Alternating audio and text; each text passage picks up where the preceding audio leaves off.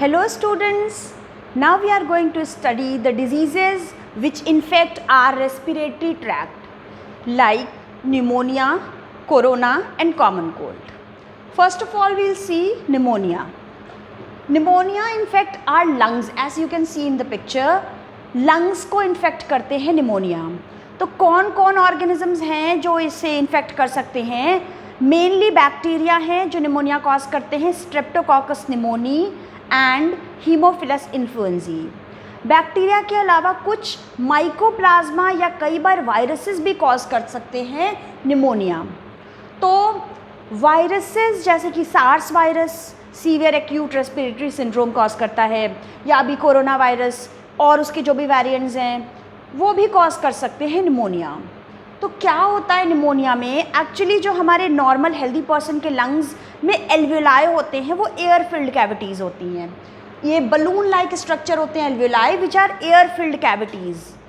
But in case of ये healthy person के alveoli हैं, but in case of infection जब निमोनिया हो जाता है तो these air filled cavities alveoli get filled with fluid, lymph या म्यूकस फिल हो जाता है इसमें. और यू कैन इमेजिन कि जब एल्वियोलाई जो कि बेसिक यूनिट हैं ऑक्सीजन या गैशियस एक्सचेंज के लिए, वहाँ पर फ्लूइड फिल हो जाता है तो प्रॉपरली गैशियस एक्सचेंज नहीं हो पाता है, तो ब्रीदिंग डिफ़िकल्टी होती है, सांस लेने में बहुत तकलीफ़ होती है.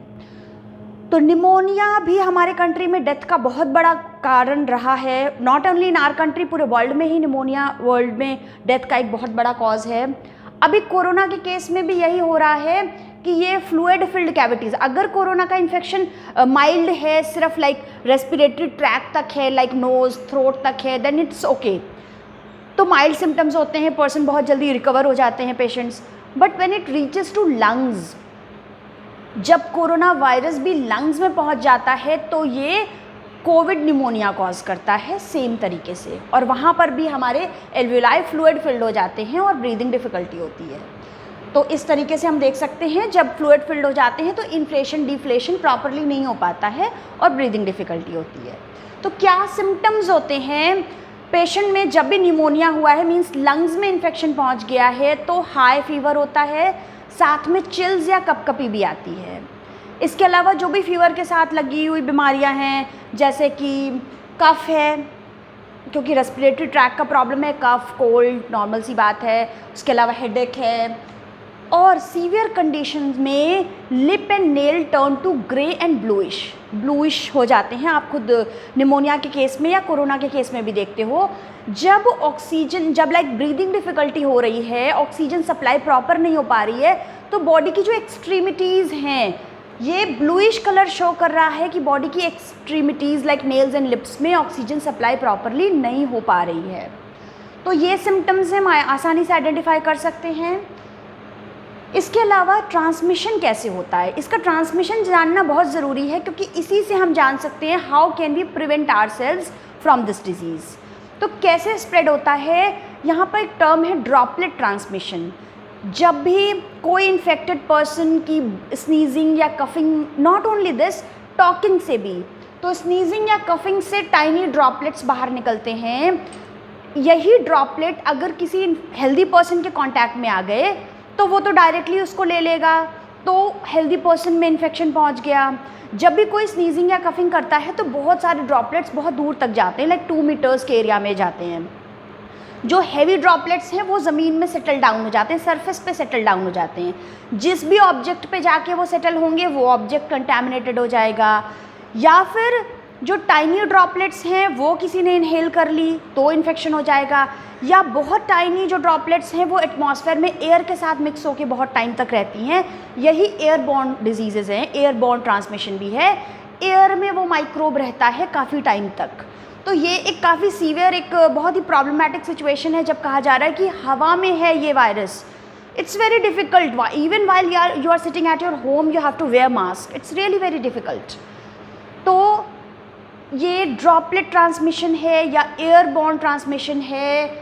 किसी पर्सन ने मास्क नहीं वेयर किया है, उसने स्नीजिंग की, कफिंग की, तो फिर उसका हाथ में आ गया वो वायरस, फिर उसने कोई सरफेस टच की, उसने डोर नॉब टच किया, फिर कोई हेल्दी पर्सन आया, उसने बिना सैनिटाइज किए वो डोर नॉब टच कर दिया, कोई भी ऑब्जेक्ट, पेन, पेंसिल, बहुत कॉमन थिंग्स जो भी घर के यूटेंसिल्स हैं, अगर इन्फेक्टेड पर्सन ने टच किया है तो वो कंटैमिनेटेड हो गया, और फिर कोई भी हेल्दी पर्सन उसे टच करेगा तो इन्फेक्शन स्प्रेड हो जाएगा।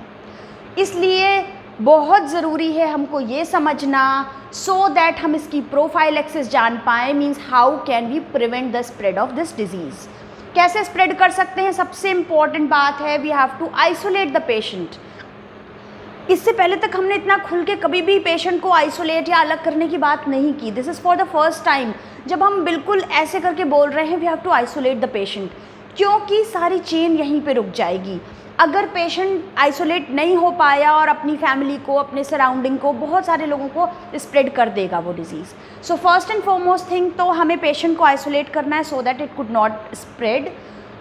और दूसरी चीज़ है बार बार रेगुलर हैंड वॉशिंग करना, हर 30 मिनट्स में, हर हाफ एन आवर, 1 घंटे में बार बार हैंड वॉश करना, अपने सरफेस ऑब्जेक्ट्स को सैनिटाइज करना, लोगों से डिस्टेंस मेंटेन करना, प्रॉपर सोशल डिस्टेंसिंग करना, बहुत क्राउडेड प्लेसेस पे ना जाना, ये सभी चीज़ें हैं जो हम अडॉप्ट कर सकते हैं और अपने को सेफ रख सकते हैं।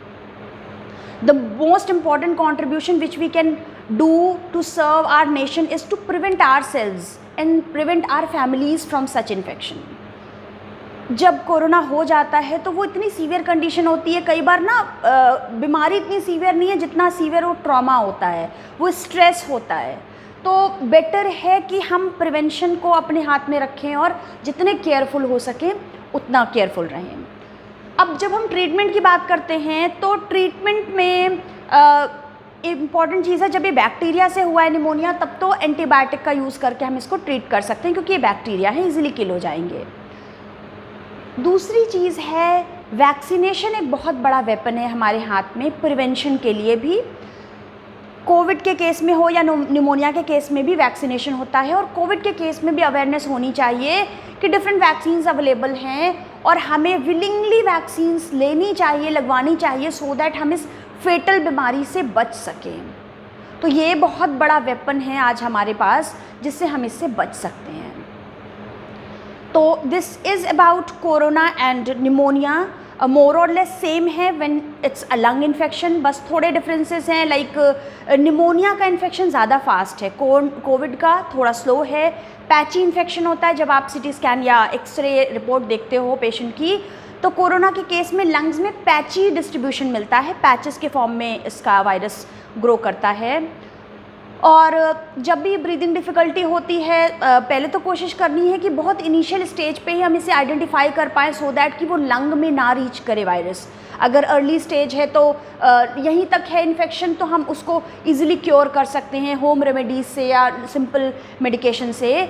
पर जब when it reaches to lungs तो काफ़ी डिफ़िकल्ट हो जाता है, फिर हमें ऑक्सीजन लेनी पड़ती है अलग से, और बहुत सारे मेडिसिन्स हैं, स्टीरॉयड्स हैं, ब्लड थिनर्स हैं, जो भी डॉक्टर सजेस्ट करेंगे, we have to follow the instructions.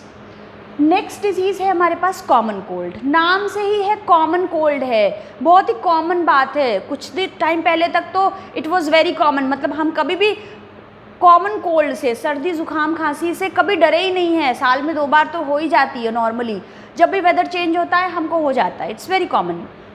अभी कोरोना के टाइम पे we started getting afraid with these type of diseases. तो कॉमन कोल्ड वायरस से होता है। निमोनिया हमें याद रखना है मेनली बैक्टीरिया से होता है, स्ट्रेप्टोकोकस निमोनियन, हीमोफिलस इन्फ्लुएंजी। पर कॉमन कोल्ड वायरस से होता है और इसके वायरस का नाम है राइनो वायरस।